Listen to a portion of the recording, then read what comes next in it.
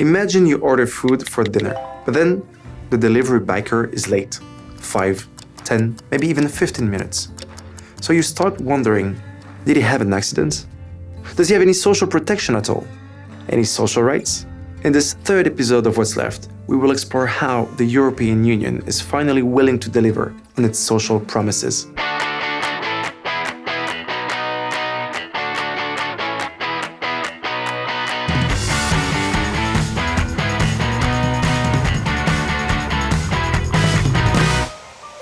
'19th century. The Industrial Revolution. New industries, new sources of energy, new means of transport. The world gets smaller. The rich get richer, while workers are being exploited.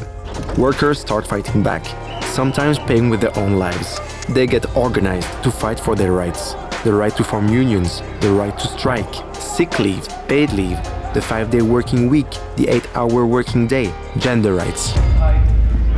Okay, let's do so.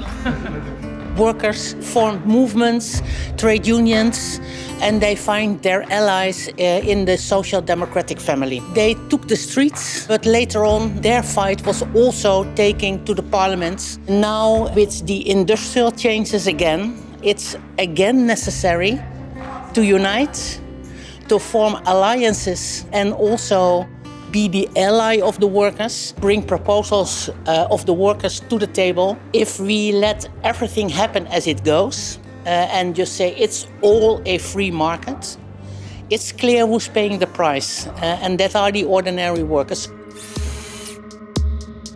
But what is happening today, in 2021?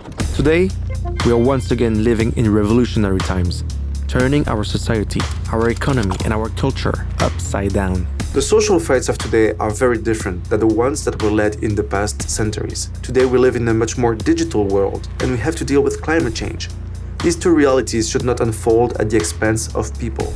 That is why everybody needs to be socially protected. There is a risk that the digital transformation increases inequality, social exclusion, poverty. It may degrade labor market conditions and job opportunities. And we know that there is a digital gender gap that needs to be tackled. The digital and green transitions are central when building a more resilient and sustainable European Union. But this transition won't be a success if it's not made in a socially positive manner that leaves no one behind. The European Green Deal is the EU solution to these challenges. The idea is to transform our system in order to win the fight against climate change. But how will this affect us? We have about a decade, that's what scientists tell us, to change dramatically, or our planet will not be capable to cope with the rhythm in which we are consuming the resources. So the way we are using fresh water, the way we are fishing, the way we are eating, and obviously the way we are using fossil fuels to basically sustain almost all of our way of living. So that has to change. That is why we want not just to use more renewable energy, but to consume less energy, to change the way we transport goods or people around the world. At the same time, we understand fully that it's not just about going into this direction of greening, of decarbonization, but it's also taking in account the consequences on people's lives, on workers' lives, on their jobs. We need to put a red heart, a social dimension into the Green Deal with concrete policies, training people so that they can get the new jobs, the new opportunities that will come. The social ecological crisis is already happening. Inequalities are rising at rocket speed. The world's richest 1% have more than twice as much wealth as 6.9 billion people, and our planet is in danger. We need to limit global warming by at least 2 degrees Celsius by 2050. So we need to change the economy, and that's what the European Green Deal is all about. But that leaves a few questions hanging. Will workers have to change sectors? And if so, will they be retrained? Will we lose jobs as a result of artificial intelligence and robots? What role is there for social security schemes in this digital world? The reality of today is quite different than it was in the 19th century.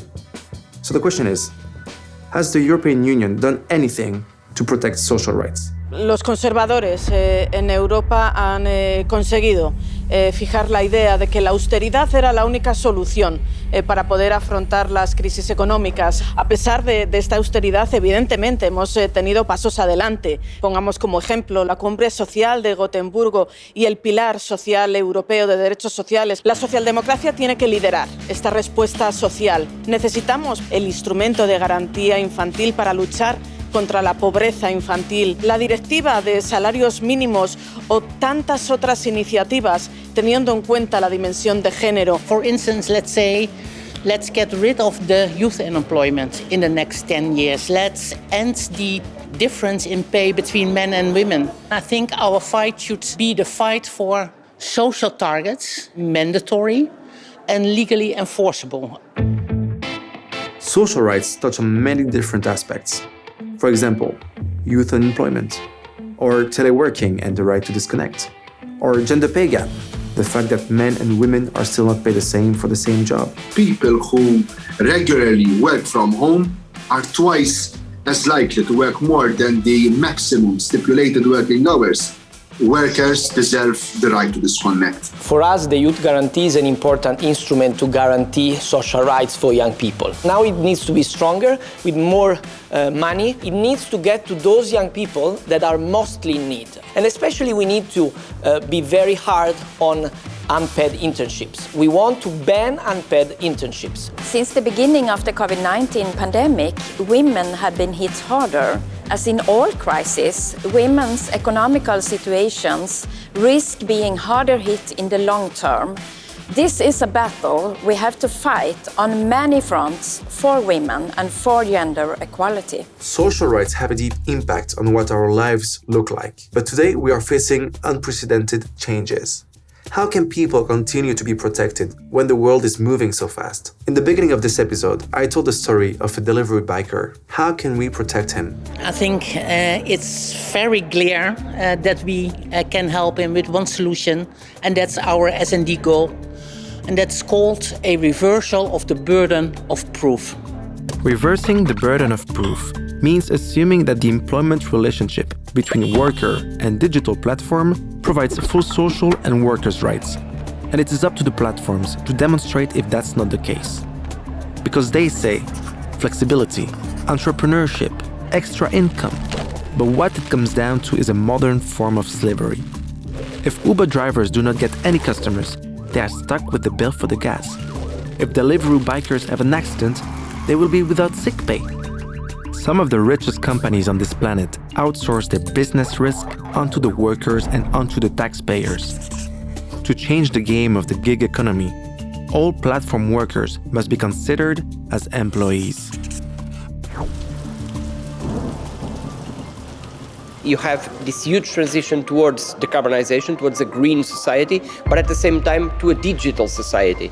We want a fair recovery. That means that those that are polluting have to pay for this recovery.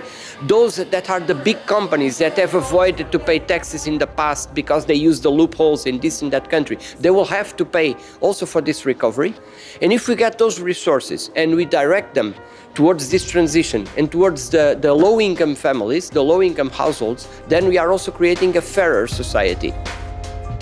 La cumbre de Oporto se va a celebrar bajo presidencia portuguesa, liderando la idea de la Europa social y con nuestro comisario Nicholas Schmit, que ha puesto un gran empeño y una gran responsabilidad en la labor que tenemos por delante. Esta cumbre tiene que salir una hoja de ruta de la Europa en la que tenemos que avanzar con instrumentos políticos y con una clara agenda para que el Parlamento Europeo pueda seguir impulsando nuestras prioridades.